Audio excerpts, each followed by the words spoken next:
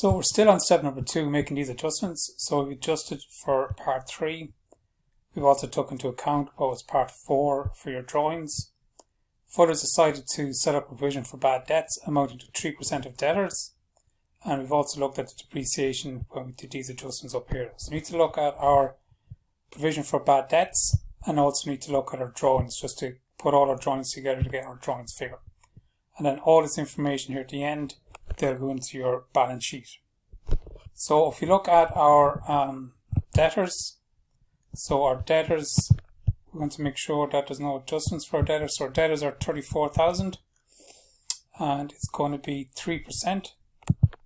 So 34,000 by 3% gives you 1,200. Now remember that 1,200 will go into your expense in your profit and loss account and also go into your balance sheet as a current asset.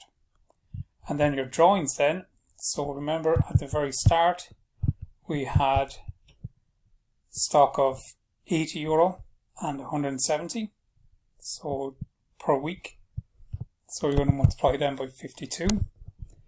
We had our 3 from our interest, so we had rates, we had light and heat, and we had interest payable. They all need to go in here as well.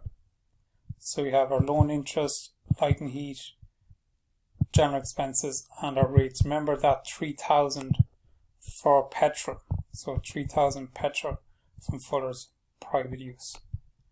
So that's all the figures we need then to calculate our balance sheet and calculate our profit and loss account.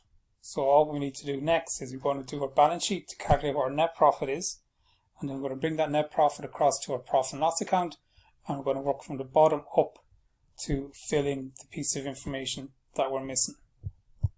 And that's going to be step 3 and step 4. So that's step 2 now completed.